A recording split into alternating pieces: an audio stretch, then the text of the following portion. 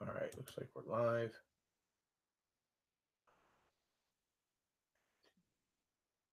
Let's see if this is going out okay on the old YouTubes. Come on. This is all right. Good. I'm putting my headphones in because we're going to be probably watching some videos here soon. And I don't want to be stupid and forget to take my headphones out.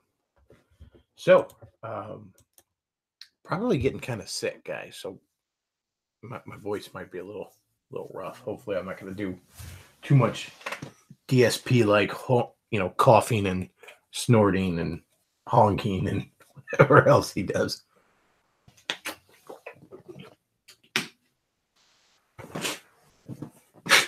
Or sniffing like I'm doing. But anyways, there's an article Antidem did it put out on his blog, antidem.wordpress.com. For those of you playing at home, and the article is called "Bitch Pilling."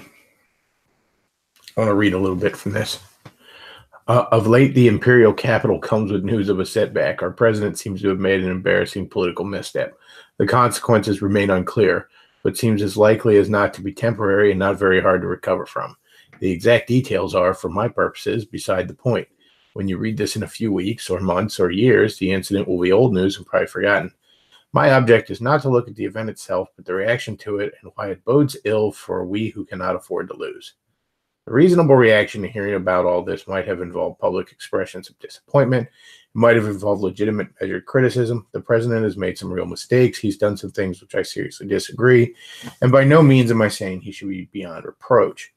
But all too often, it has involved blackpilling, hysterical, screechy proclamations that Trump has, quote, cucked, unquote, and that we've all been betrayed, along with mopey, effeminate whining about how all hope is lost.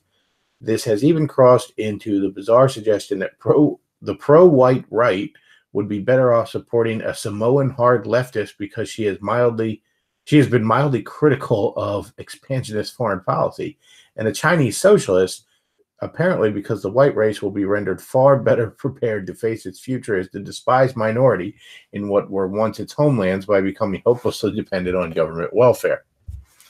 As for me, I am perfectly satisfied with Trump's performance as president, unlike those who breathlessly proclaimed him God Emperor 3 years ago, with the same exact fever with which they now denounce him as traitor, a boomer or cuck, and a villain. I approached Trump with low expectations, which he has consistently met or exceeded.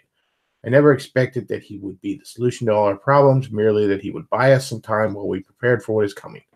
Since that seems to be approximately what he is doing, I see little reason to be disappointed. Here, I think, are some important factors separating me from the black pillars at play. Pardon me, I'm getting a little sick. One is that many of the black pillars have never been seriously involved in politics until Trump piqued their interest in 2016, whereas I have been following politics since I was a teenager in the mid-'80s. The God Emperor talk reflected the unrealistic expectations of what a single political figure, even in the highest elected office in government, might actually be able to accomplish. The president isn't Sulla marching through the Cohen Gate with his army at his back. He has to deal with political opponents, including opposition within his own party, the courts, the bureaucracy, and endless institutional inertia, and simply can't order a centurion to cut the throats of anyone he doesn't like. My own observation of modern political history, here meaning roughly the post-FDR era, tells me that even presidencies that are considered successful generally get about a third of what the candidate promised before he took office.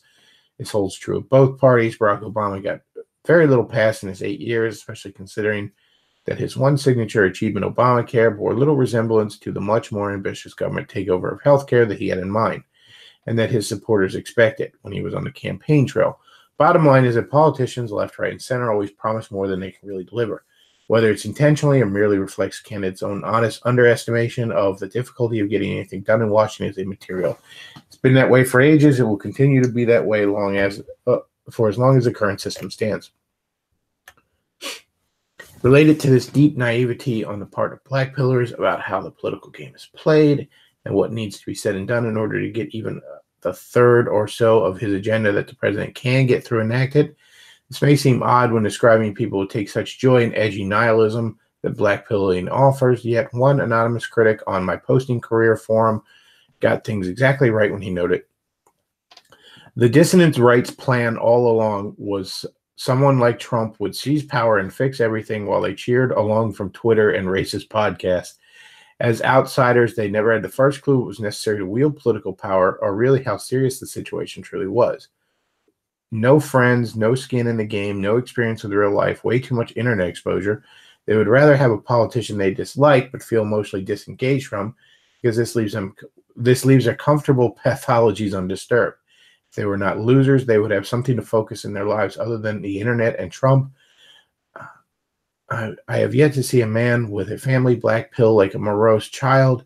I have long ago lost count of the permanent singletons and divorced crybabies who have done so. Again, pardon me, I'm getting a little sick. In short, the alt-right spends too much time inside its own online echo chambers, where it has come to believe in the Super Saiyan theory of politics, that any political fight can be won if one gets really, really, really angry about it. The political tone deafness has led the alt-right to disaster after disaster, such as Hailgate and the infamous Charlottesville rally, from which they have consistently refused to learn a damn thing. Evidence of it was also seen in their hostile reaction to the president's 2019 State of the Union address, in which nice things were said about legal immigrants, Holocaust survivors, World War II veterans, and working women, which were among the many normie-friendly platitudes that are completely uncontroversial outside of alt-right echo chambers, and which helped lead to a 78% approval rating for the speech among the general public. Here, another anonymous NPC writer continues, Trump has made references to legal immigration going back to the campaign. You can believe what you want about his actual thoughts on legal immigration, but in any case, Trump is grossly outnumbered and needs some room to maneuver. What Trump could do if he had control of every party organ is an academic question. Perhaps he would still be in favor of it, but it doesn't matter because he has to have something with which to perform feints and other maneuvers that can get him closer to his goals. And legal immigration might be a patch of territory he has to concede in order to win a larger battle. One might also note that the screams about legal immigration following Trump's maneuvering on the wall construction, which were always told by the black pillars was the real enchilada, was the only thing that mattered. I'm sorry, his screams about legal immigration followed Trump's maneuvering on the wall construction. The upshot is that black pillars of the alt-right have been losers at the political game for decades because they don't know how to play it, or even seem to see why they should have to. They consistently overestimate both their numbers and their intelligence, and even if they don't, they would still lack any understanding whatsoever of why anyone in that position would need to employ virtues like diplomacy, patience, or restraint. They don't grasp the importance of slowly building and shrewdly spending political capital, and they effectively place their desire to be edgy over their desire to actually get anything done.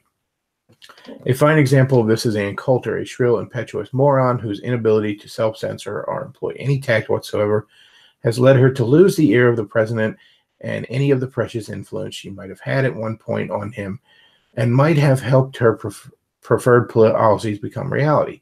This is how habitual losers operate. To quote our NPC author again, the dissident right's feelings about Trump reflect its own unacceptable feelings about itself, that it has largely been a failure, that it doesn't understand what is going on, that it has no access to real power.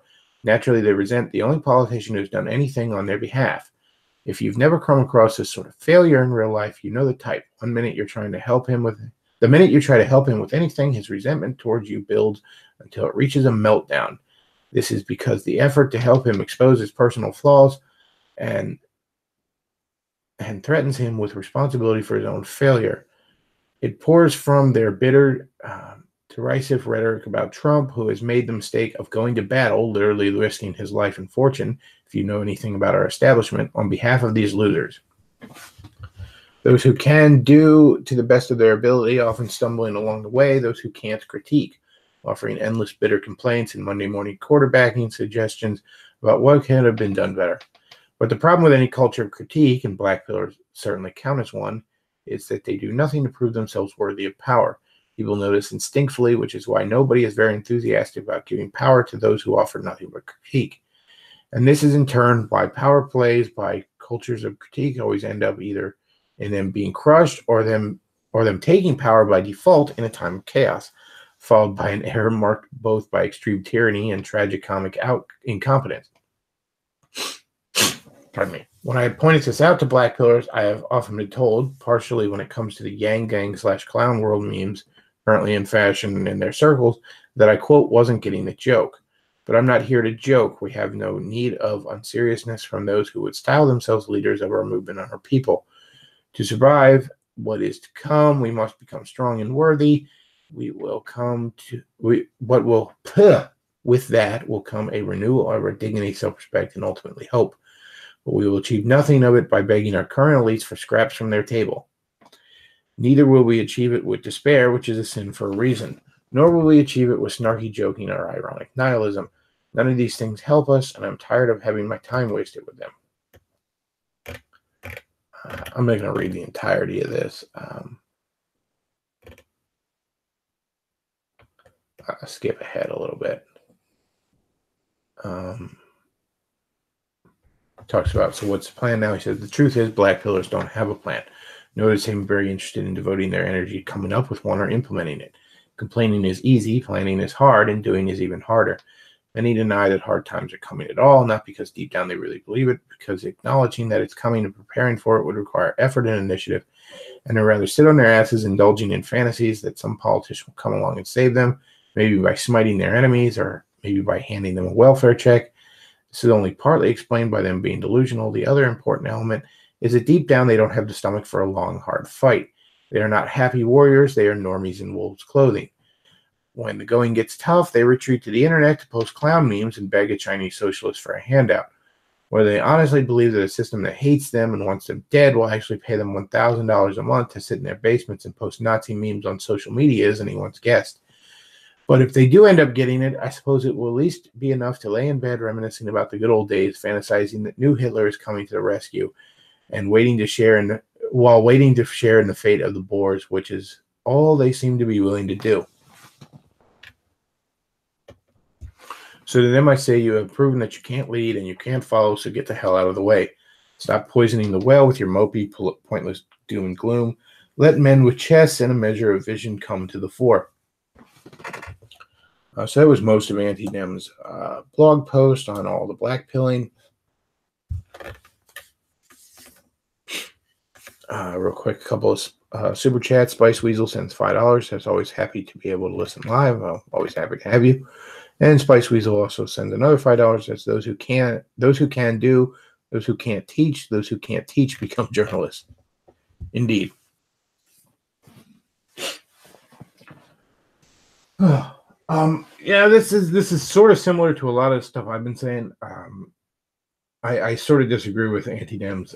We don't need snark. We don't need. Well, I mean, humor is an extremely effective political tool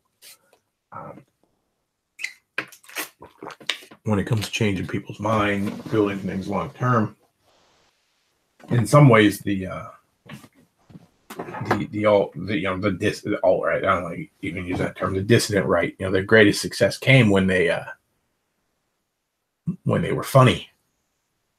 It's when they tried to get serious that they fell on their fucking faces. But that's also a question of knowing your role. If you're a funny guy, then be a funny guy. Don't try to be a leader. I wouldn't want to be a leader. Are you kidding me? I'm not a leader. I don't like telling people what to do. I like to make jokes. I'm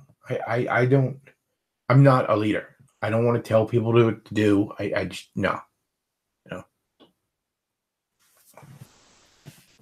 Quite the opposite. I can be a pretty effective follower if I have a decent leader to follow, but I'm not a leader myself. Don't. Yeah, I don't. Who wants to do that much work?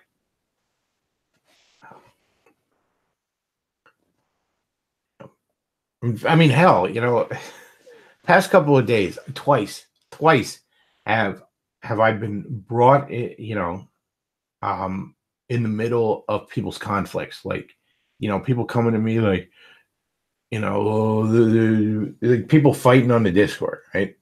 And they dragged me in the middle of it. It's like, what the fuck you want me to do about it? What?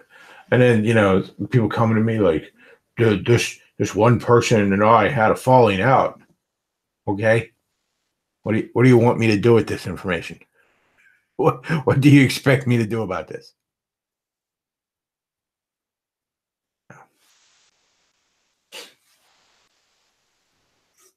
Like I said, I'm not a leader. I don't claim to be a leader. Never have.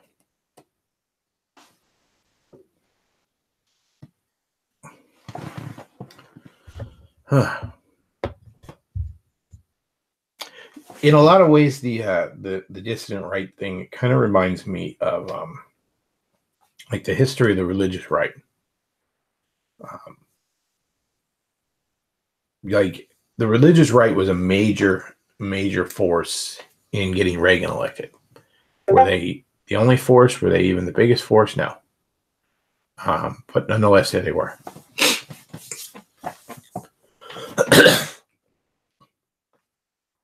Pardon me.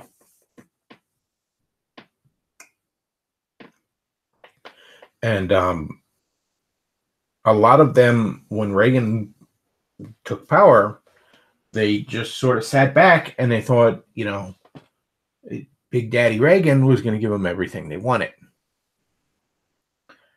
And it didn't pan out that way. Reagan had a lot of issues he was concerned with beyond the 2 or 3 issues that the religious right focused on like a laser. He obviously had opposition on various issues, mostly from the Democrats, a little bit from the Republicans, what have you.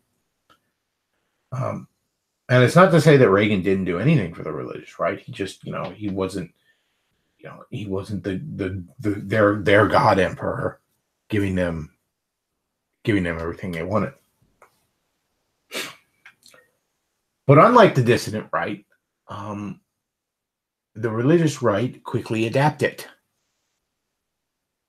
They had a little bit of disappointment, and I believe Reagan, most presidents do, but I believe Reagan ended up, losing. His party lost some power in the 82, midterms. That usually happens to presidents. And so the religious right, they figured, okay, well, you know what? We helped get Reagan elected. That was great.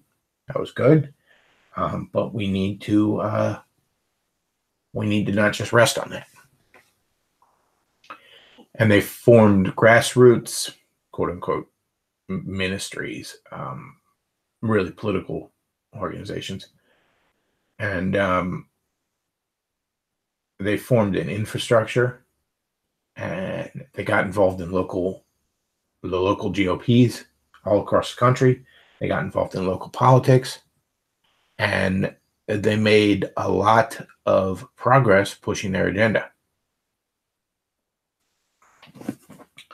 And I say that as someone who's not even particularly fond of a lot of what constituted their agenda. I've never been particularly fond of the political stripes of many of my fellow evangelicals. But nonetheless, they learned from, they quickly learned, okay, we need to organize. We need to be serious about this shit. And they didn't turn on Reagan just because they were disappointed on him. And as such, they retained a tremendous amount of influence with him. Towards the end of Reagan's term, I believe James Dobson got appointed to some sort of anti-pornography task force or something that he still considers one of the highlights of his life.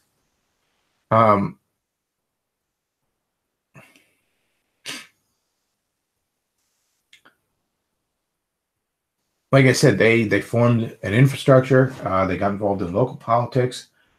And they would come to influence the elections of congressmen and even senators. They come to, do their best to pack sympathetic to their cause people in various state legislators, I mean, they got into community zoning boards and mayorships and county commissioners and they just ran for everything down the dog catcher that they possibly could.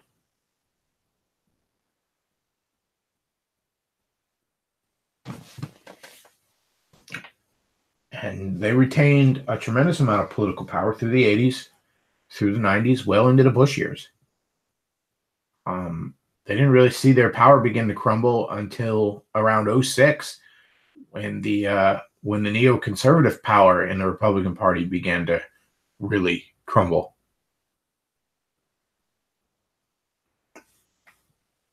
That's not something the dissident right seems to have learned and seems to be able or willing to learn.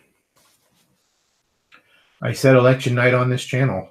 The big question is what do we do with 2018? If Trump has changed the rules, how would you advise a politician that you wanted to see elected take advantage of these new rules to get in at 2018? And nobody on the dissident right seemed to do anything along those lines. They wasted political capital on stupid goon rallies, on fucking their mother-in-laws, on screaming the N-word on social media and everything else. But they didn't do anything to get involved in their local GOP. They didn't do anything along those lines. Near as I can tell, it doesn't even appear to be a failure on their part. It appears to be they did not even try. Chunk Yu-Gi-Oh! And the Young Turds, him and his Justice Democrats, I mean, they took like an Applebee's fucking bartender or whatever the hell she was and turned her into the most recognizable face in Congress right now. And he's got his hand firmly up her ass like a Muppet. Nobody in the dissident right. Did Spencer try to pull a stunt like that? And I know, the Young Turds, they probably got Soros money flowing in and shit. Like, they got some connections to dissident right. But the point is, did they try?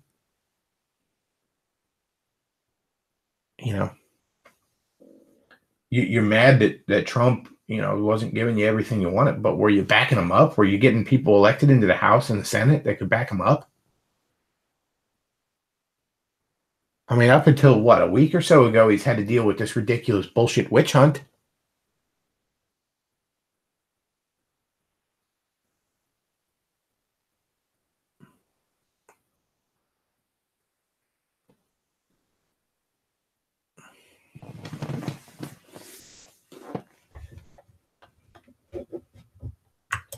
Like I said,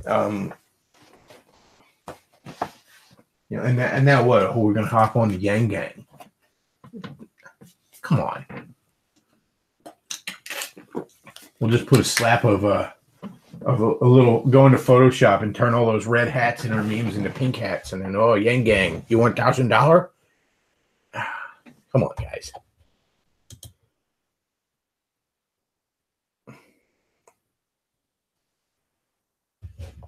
All right.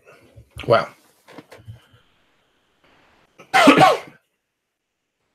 enough talking politics here. Let's have some fun, shall we?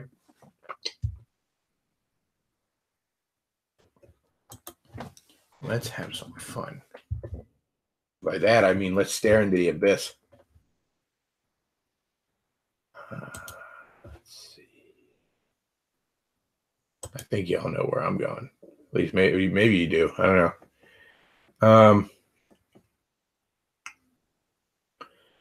All right, so we're gonna watch some Wood Rocket videos. Y'all ready? We're gonna watch some Wood Rocket.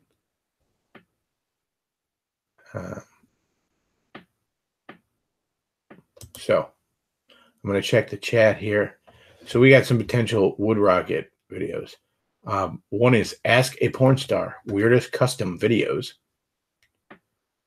Let's see, that one, that's a definite maybe. What else we got?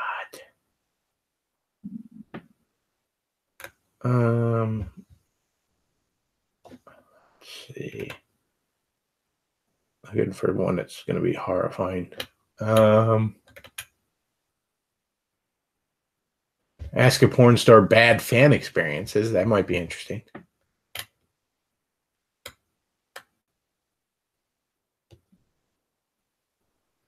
Let's see.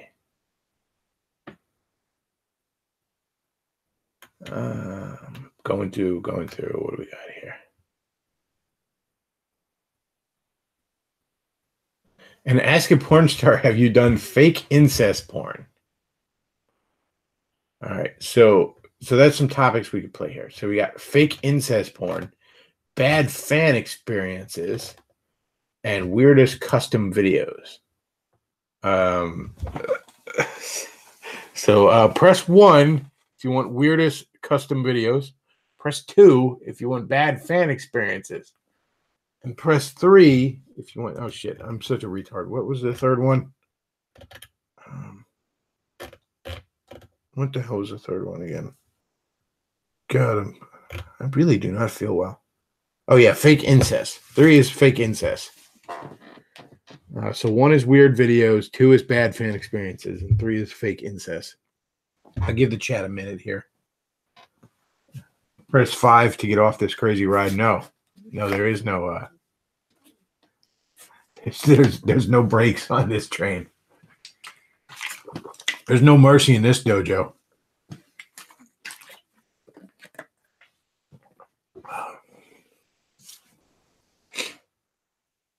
Getting some 3. Getting some 3. I think.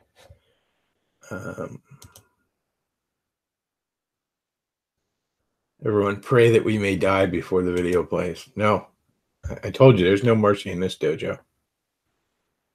I'm going with the fake incest one. So let's fire it up, shall we?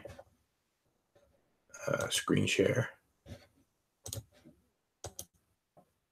And there we go. Off into the multiverse.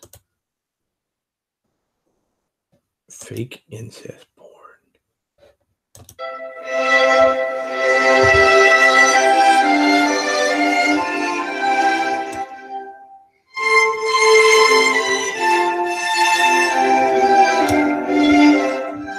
Have I ever done a fake incest scene? Have I ever done a fake incest scene? Fake incest? Yeah, I've done a bunch of them. A whole bunch. Something that weirds me out. I've always kind of gotten why people like that idea that it's taboo, the whole incest fetish, but we can't have that actually happen. So we have incest. We make it very clear that we're step siblings or it's a step parent because we're not allowed to say blood relation and sell it. Yeah, so it's Is that actually illegal?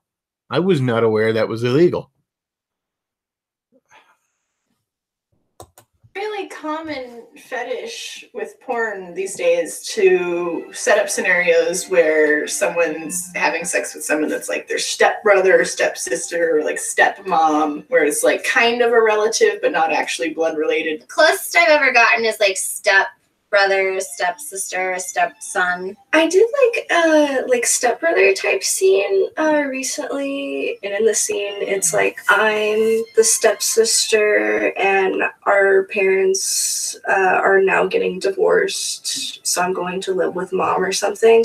And so like my stepbrother like bones me as like a way of saying goodbye. I've been in how romantic. Mostly they are step parent, step kid stuff, or brother, sister. And mostly it's all lighthearted because, you know, like usually you're the same age as that person every day of the week because I am a MILF and that is like all we do. But I have done one actual incest scene, but most of the time it's a stepmom type thing. I've done step. Wait. So she just said she did an actual, not stepmom, but like supposed to be mom and I don't know, daughter or mom and son. I don't know. But the one girl made it sound like that's illegal. So I don't know if that's actually illegal to portray in a porn or not. Because I guess legally you have to like establish that it's a step relation first. And then after that, it's like a free for all. So like if you're like established that this person is my stepmom, It's a free for you can then all. call her mommy throughout the scene, and it's okay. Apparently, they asked me like, I don't think it's okay. I couldn't do it, and they had to like switch the scene around so that like part of the scene was her asking me to call her mommy, and I was just like really reluctant to do it, and it was weird. I was the stepdaughter and the stepsister. The stepbrother one's like because I like older men, so stepdaddy's definitely the one I like. Actually, I've been in a lot of mom-daughter scenes. I was in this one scene with Ryan Connor, and the movie was called My Mom Likes Girls. In that specific scene, I think she just got home from the grocery store and went upstairs, and she just wanted to have sex with me. As you do. I did do a scene where I had to be somebody's aunt, and we had sex. We weren't supposed to, but we did. That's like literally like half of the scenes I've shot, I think, are incestually connected. Why is this such a thing now? Brother, stepsister are very common threads and trends in my life. Weirdest one I think I ever did was for girlfriend films. They like to play the taboo line a lot. It was for an ongoing series called Road Queen. They don't really shoot it anymore, but I was a reoccurring character on this. I was a hotel clerk. And in one of the particular scenes, my fellow actress who I was acting opposed, like we were doing a scene together, we were talking about how I was into fucking my mother, because obviously that's taboo. For whatever reason, the director decided to have it that I was fucking my actual mother. And now that I think about it, I've never actually seen this scene. So I think the word step was really important there, and we just kind of blew right over that. That was probably the weirdest, most off the wall, like, no, say it's your real mother role that I've ever encountered. I can't remember the name of it, but I was fucking my stepson's girlfriend. Stepdaughter? Daddy? Sort of situation, I guess. I just did a fake incest scene. Incest scene. It was a POV daddy. POV daddy blowjob. I just was there. Kind of sucked daddy's cock because I didn't want daddy to tell mommy that I got more tattoos because, she wasn't going to see them. Daddy kept his mouth shut as long as I opened my mouth and put his dick in it. I don't God help us all. that I have. I think it's not as common for people to have that fetish with people of color, maybe. I've done scenes where I was, for example, the fake stepbrother. I'm okay with Time has not been kind to Zoolander. I am against shooting stepdad scenes because I think in our society, in real life, it's happening too much in real time, in real life. And I don't want to support the fantasy in our society that our industry makes it look okay to do it, because it's not okay. I guess it's taboo because it sells, but whatever. That guy almost seems like he has a soul, like just a shred of one left. As long as people aren't like engaging into that stuff, but I guess I don't know. Like that's a whole nother topic. What do I think of the genre? It doesn't bother me. I don't think that, well, this is just my opinion. I feel like with a lot of porn, we're always trying to push the taboo, whether it's anal sex or gay sex, lesbian sex, more hardcore positions. I think that what people like about the stepmom or real mom taboo isn't that they necessarily fantasize about their own parent or step-parent. I think it's just that it's so wrong. And I think the same thing has happened with porn. We're always just trying to be more extreme, more taboo, more wild, and that's just the next line to cross, so to speak. Some people have a problem doing those kind of scenes. I don't, because it's fake. It's pretend. It's fantasy. I think it's okay if you're not actually gonna do it in real life and it's just your fantasy thing. I love it. I always like to fuck girls that look like me. That's my thing. Like if I could clone myself, I would never have to date again, basically. What does it look say? Like me, get me off like 10 times quicker. So both What was it Commonville said about homosexuality being a form of narcissism? obsessed. Yes. I think they're weird, but people are fucked up and like different things. That kind of stuff doesn't turn me on, not to like knock anybody else for like, it just Don't doesn't judge. do it for me, but not like pissing in buttholes does. That's more of my thing. Nigga, what? Oh, God. Well, that was fun.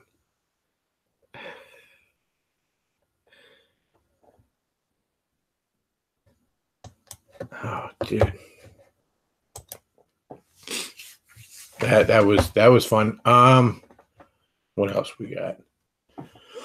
There's got to be some good ones here.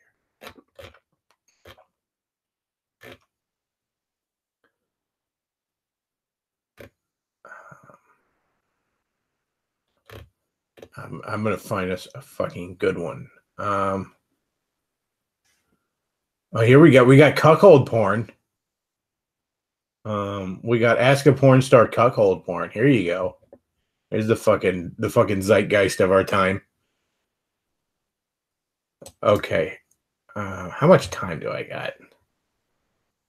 Okay. We're gonna watch cuckold porn, and then I just saw another one that we're gonna watch afterwards. And that one, oh man, I'm seeing a couple good ones. How far did you get in school? Okay, we got to do a poll here because I got 3 good ones, and I don't know if we got time for 3 good ones. I only wanted to do about an hour. So, folks, I want you to press 1 if you want to watch Ask a Porn Star Cuckold Porn. I want you to press 2 if you want to watch Ask a Porn Star How Far Did You Get in School? Somehow I think that might be the funniest one. And then I want you to press 3 if you want to watch Ask a Porn Star Queefs and Poop Embarrassing Porn. So that's 1 for cuckold. That's 2 for how far did you get in school? And that's 3 for queefs and poop. I'm going to give the chat a minute here. We got mostly 2s, a couple of 3s. We got an oh God no. Oh, a lot of people are agreeing with me too. Yeah, I am thinking 2 seems like it might be the funniest one.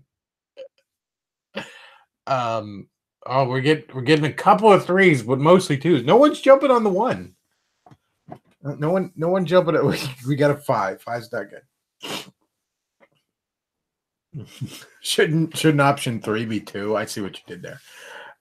Not 3, 2. Okay, we got definitely a not 3. We got a voting against 3. It looks like mostly 2s here, but we're getting a few 3s.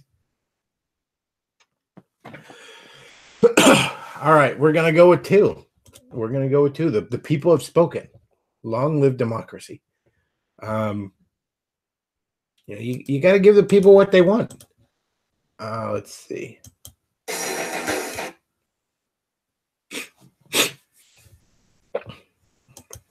So we're gonna go with some screen share here.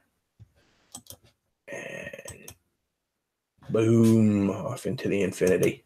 To infinity and beyond, folks. Here we go. Sponsored by American Karate, a new comic. There you go, guys. In stores now. Get you some. How far did you get in school? Sure, we got a lot of Rhodes Scholars here. I'm actually very learned. I actually have a college degree. I am a certified pharmacy technician. I'm an associate. Okay, I'm sorry, the pharmacy technician one made me laugh. Because, I've heard the joke before. It's like the reason you were prescribed that medicine isn't really because the doctor thinks it'll help you. It's because a cute girl gave him a free pen. Degree. I am a certified pharmacy technician. I'm an associate in biology currently. And while I was in college, I went and got my CNA 1 and 2, and I worked in the psych ward for 6 months. I am still getting educated. I am a senior, getting my undergrad, and I'm a triple major, and I'm about to graduate this year. I am majoring in psychology, sociology, and criminal justice. I went to a Christian liberal arts college, and then after that, I went to a Bible college. I went to college, and I'm a couple credits short of my associate's degree, but I was basically doing nursing. And the thing with nursing is that I was dealing with a lot of bodily fluids, and I was making people feel better. And now I'm dealing with a lot of bodily fluids, and I'm making people feel better. But there's slightly less poop and porn than nursing. I did that. Slightly. I I got specialized in fine arts, especially in photography and videography. That was like my specialization in the career. She sounds like JF. BFA. I major in business marketing. So my mom got very upset. She just like, why don't you do something with your degree? And I'm like, I am, Mom. I'm marketing my pussy. It's all over the word. Yeah. So my brand management teacher would be proud. I have tried to go to college 4 times. The first time was fashion in New York. I got into FIT and went to orientation and realized that fashion was not something that I wanted to go to school for. So I quit. I went to school for criminology, and I realized that I probably have to work for the government.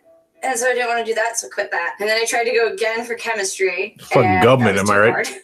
So I quit that. And then I tried to go to culinary school. The program was too rigorous for me. I couldn't fit it in with doing porn at the same time, so I quit that. I kind of admire that chick's honesty right there. 22, like, I couldn't shoot porn because I was in school, but I couldn't pay for school without shooting porn, so I just quit. I'm a college graduate, administration of justice, like criminal justice, and I'm actually trained to perform autopsies. I completed a master's degree in library and information science from the #1 library school in the country. Yeah, I graduated early from high school actually, and went to EMT school. So okay, this is the second time today we've seen this where they gotta blur out like you're being interviewed. Put a shirt on. Like. Also, I thought we were going to get a bunch of retards that like barely finished high school, but no, we got a bunch. Well, I mean, we got a bunch of retards that went through the joke of a college system we got now. Save your life. I have about a year left on my bachelor's in biology. Technical training. In the Navy, I was a nuclear mechanic. Okay, a couple of these titles here. So I'm sorry. it could save your life. I have about a year. Okay, so we got. Come on, go. Yeah. Amber Ivy, star of Gangbang Auditions 31. Left on my bachelor's in biology. Technical training. Star of Dr. Whore. Navy, That's kind of a funny. Nuclear mechanic on a submarine. I have a BA in psychology. What? Holy shit, dude. Maybe some of these people are smarter than you give them credit for. They're just not. Smart people can talk themselves into stupid things. I mean, psychology with a minor in childhood development. I have a college degree in that's drug counseling. horrifying. I did my undergrad at San Francisco State studying film, and then I went back to a certificate program for video and film production. I paid my way through school with porn stuff. I have a bachelor's of fine arts in product design, focused on. Well, that sounds worthless. Some college. I went to NYU and I went to Southern Connecticut State University. And I have part of a degree in computer science, and then I decided that I wanted money more than a degree. So I started to work in the medical research field. She must have read Aaron Clary's book. Using my knowledge of computer science. I'm back in school. I took a couple years off to do ballet. My plan right now is I want to finish my degree, get a master's, and take the CPA exam. I graduated with 2 bachelors, one in marketing and one in management. A bachelor's degree in both accounting and finance and a CPA. I did engineer school, but then I decided that I wanted to buy my own car when I was 18. So I changed into a different school where you kind of like, you work and you get education in the same time, and I did that for 3 years and I finished it. I don't really know exactly how it's called in America, but I finished some school, let's say it like this, and then I worked for many years and then I started working. I actually ended up graduating high school with a scholarship. I went to UNLV for like a couple weeks and I was like, fuck this shit. I hate classrooms. I'm not sitting in here. I don't care if it's free or not. I'm out of here. Well, I mean, that would be different because I could like fuck. I have a bachelor's in biology and a minor in education. I was in this culinary program for 1 year. Oh, August Ames. August Ames, everyone. Press F. Press F to pay respects. program for 1 year after high school because I thought that I wanted to. She did suck the AIDS dick, so she got bullied into the grave. But after I was in it, I was like, I don't really want to do this. I have What the fuck is this Brian Peppers looking motherfucker doing in porn? Oh man. 2 associate's degrees. One is in graphic design. Brian, no. Is in photography. I decided to go to a trade school versus a college, and I got my license to be a certified vet assistant. I was in college for my bachelor's degree in biology, and I was doing a second. Sounds like a lot of these girls read Worthless by Aaron Clare. Couple didn't though. Graduate studies. I have a Bachelor of Arts. I went to college. Like I she have didn't. A bachelor's. For fuck's sake, put a shirt on. I actually graduated high school with honors. Then I got the Millennium Scholarship, and I went to UNLV for like 3 fucking years. I was a psych major, and then I realized this isn't what I want to do with my life, and I dropped out. I just stopped going one day. I was like, I think I'm done. I actually graduated high school with my associates in business. I have 3 degrees. I am a vet tech, culinary arts, as well as computer sciences. I graduated college. Sociology. Just examining all of this. Well, that wasn't as good as I thought it would be. Let's check the chat. Anybody?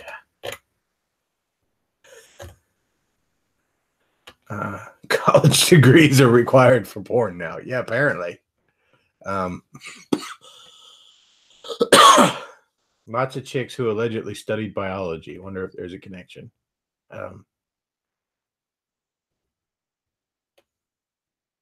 Somebody says April O'Neil, is she our girl? I don't know. Yes, that was disappointing. All right, we're gonna go ahead. I think all right. I'll leave it up to the chat once more because I love you guys. So, are we gonna watch Ask a Porn Star Cuckold porn next? Or are we gonna watch Ask a Porn Star Queefs and Poop embarrassing porn? I'll give them the same numbers they had. So we're gonna go with 1 for cuckolding, and we're gonna go with 3 for queefs and poop. So I'll give you a moment here. Somebody says educated nihilism. So he says save it for tomorrow. I don't plan on streaming tomorrow. We're getting some 3s. Getting a bunch of 3s.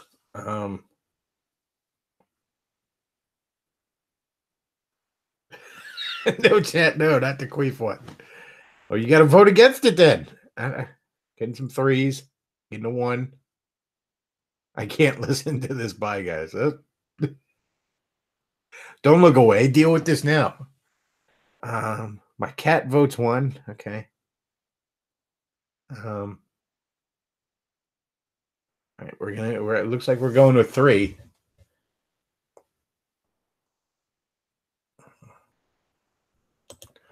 All right, 3 it is.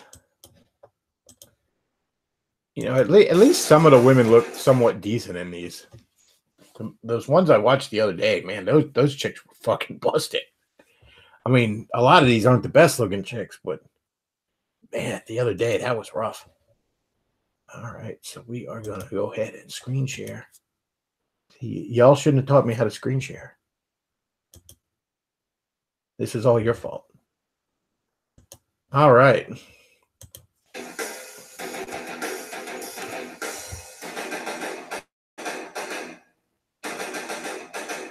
Go get you this new comic, guys.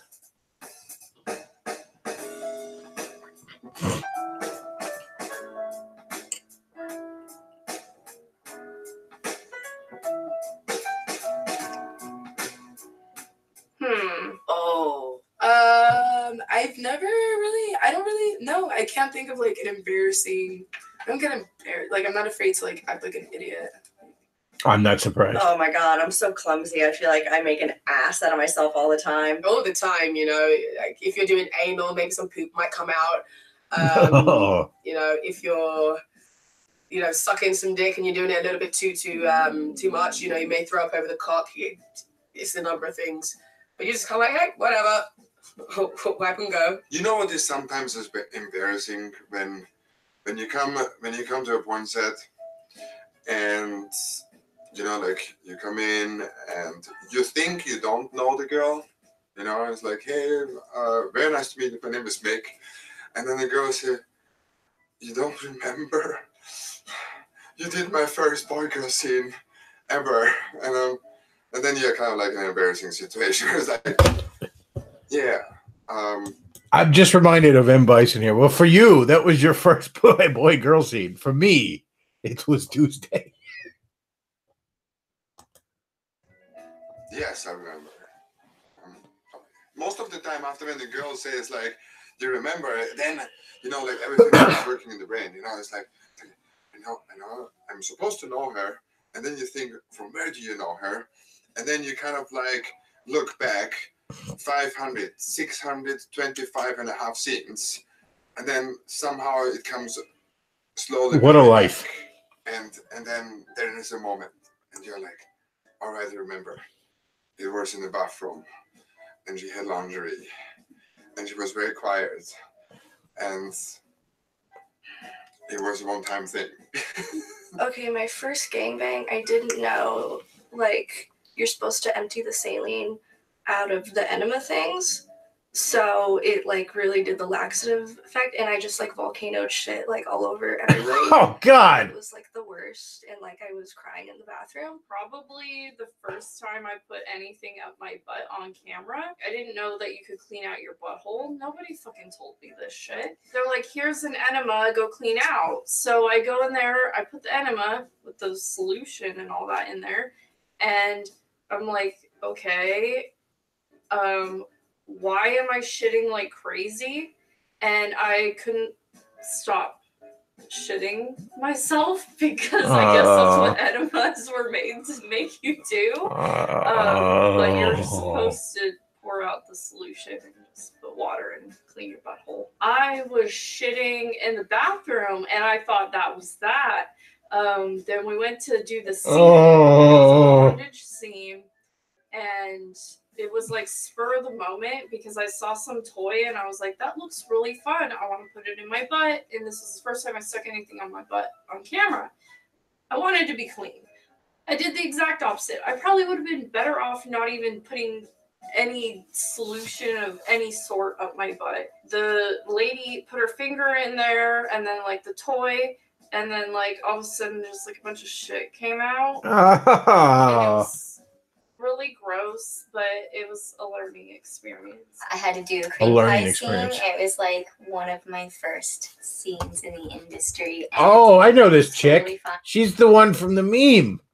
She's the little white girl on the couch with all the black guys behind her. It's a fun little story about her, guys. I've told this on here, but we'll tell it again. She actually had a son. In fact, she had this son before she got into porn.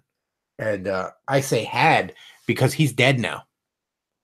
Because mommy put the boy in the care of her meth head boyfriend while she was off working, and he shook the boy to death. So there you go, guys. Fun little story for your Tuesday afternoon. But go ahead, Piper. I'm sorry, I interrupted you. You go ahead. Find the whole scene, and we go to do the final. And, shot, and it's a cream pie. So he's pulling out of me, and instead of a cream pie, it was a period pie. Probably trying to like be sexy for some social media thing, and passing gas on the camera, trying to be like funnily sexy, like, oh, twerk for me real quick, and I like let one. And then the thing is, it was almost like live stream, so it couldn't even be like taken down. It was just on there, like. I was doing a girl boy, and I went to sit on her face, and I queefed, like literally right in her face. And it was like I started hysterically laughing. They had to cut. I was super embarrassed. It was feature dancing, so it's still like in the adult realm. So I came off my stage. I was thinking I was like hot shit. I had made a lot of money on stage. I was doing good. I come off the stage, and right in front of all the strippers in the dressing room, I just like, bam! I just eat shit, sprawled out like in the locker room. Stripper glitter? I have no idea what I slept on. I got my tan all over a white couch. That day I did the spray tan. I didn't wash it off. Like, stupid. I know to do that now. They had me in literally stripper heels. Like these are heels that I can handle, but they were like stripper stilettos, like glass, whatever you want to call it. I was walking across set, and I don't know what happened. My ankle buckled on me, and I just ate it and beefed it. And they wanted to actually keep it in the film, but that was probably my most embarrassing. I'm butt naked and I just ate shit. The time that I accidentally squirted and hit the cameraman right between the eyes, the camera guy kind of just looked at me like, "What the hell just happened?" The next thing I know, he like wipes his Fucking forehead. David and Goliath shit over here. I was kind of like, "I'm so sorry. I don't know what I just got on you, but yeah, I want a towel or something." I'm not gonna lie, but my butt wasn't clean and it wouldn't clean, so that means there was poop everywhere. So that was just really gross, and we had to cut the scene because my butt just wouldn't clean. So I think that was embarrassing. I was wearing a dick. And you know when you're like totally getting in and you're on top of them? Well, I was like drenched in sweat by this time, and it was just like dripping off of me, and it was just dripping sweat onto her. I was embarrassed with how much I was sweating. I had a wig on and my wig came up. Or maybe the Grease parody is probably my most embarrassing because one, I was lip singing. Two, I forgot I was supposed to be lip singing. So I'm like, my lips aren't even moving during the singing part. So see, some of these bitches, some of these chicks describe like normal embarrassing things, like, oh, I was singing off key or I fell or something. No, there's no way that's the most embarrassing. Like, these people are damn near incontinent after doing this shit for a while. So no, there's no way that's your embarrassing story. I don't know, this girl who was sitting on my face and, you know, fingering her and everything, and it was going great, and I wasn't necessarily embarrassed, but it was kind of funny. The camera crew was like, whoa, what is that? And, you know, I wasn't paying attention, just kept, you know, doing my job, and they yelled cut, and she gets up off of me, and there's blood. Oh! Everywhere. Oh! And I didn't even realize that, like, she started her period on my face. Oh! Oh, that's horrifying. Oh, God. God help us all.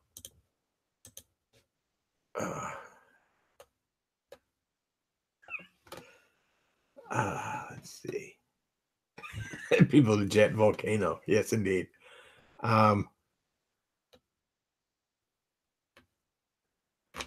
Let's see.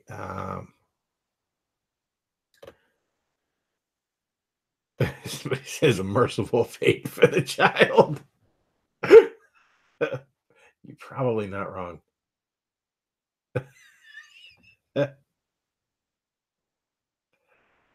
Okay. Well, let's see. It's 11 after 2. I wanted to be done by at least 2:30. This is only. All right, we got one more, guys. One more. Think you can guess process of elimination which one this is.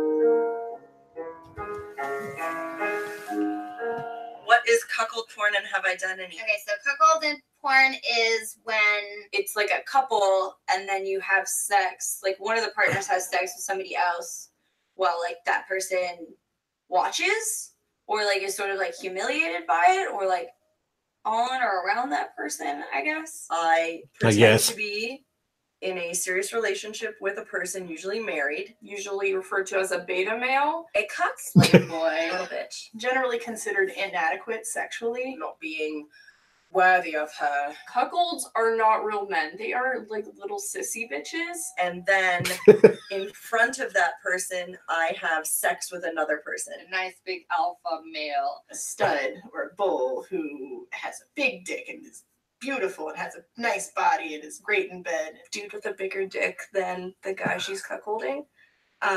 Or just like somebody who's like better looking or younger or whatever. And sometimes they play it off as me being cruel to that person. That makes me think of Game of Thrones. shame, shame, shame.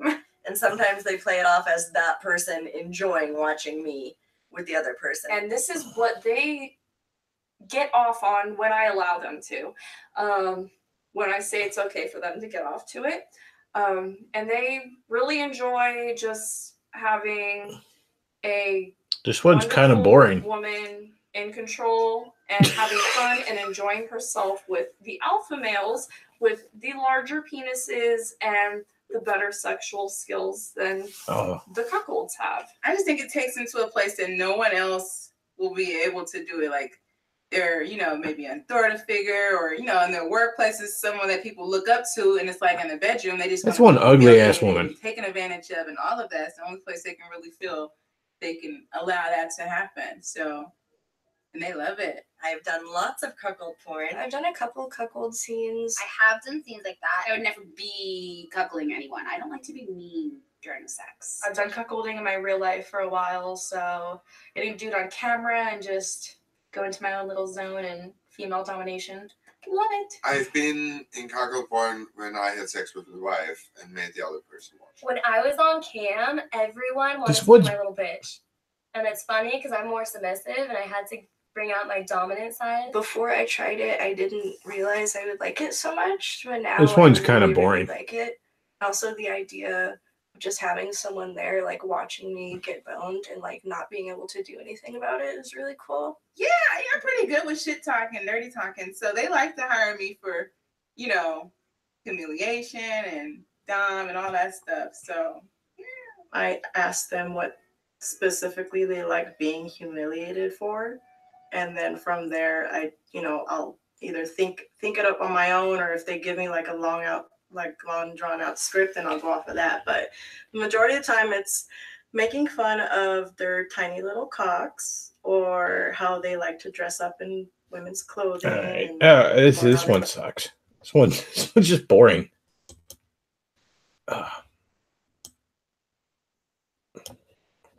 You've let us down, Wood Rocket.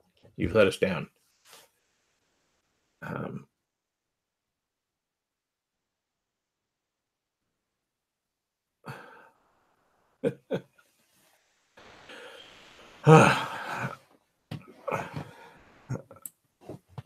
So that was Wood Rocket. It says, imagine being the dad to one of these thoughts. Ugh. Yeah, that one was disappointing. So he says none of these women are attractive. Yeah, I'm sort of. I mentioned that last time we were watching it. I'm sort of taken aback by the low bar of attractiveness for a lot of these women.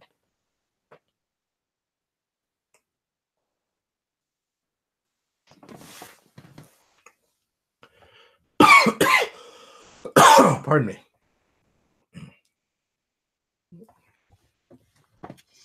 All right. Well, that's probably all I got for today. I don't know. I cut that one short. Let's see if I can find a good one. I think a couple of these I've watched before, like months and like a year or so ago when we were watching them.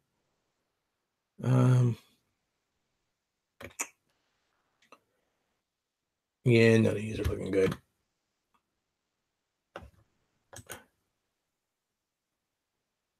So just leave the videos on autoplay and see what you get the next day.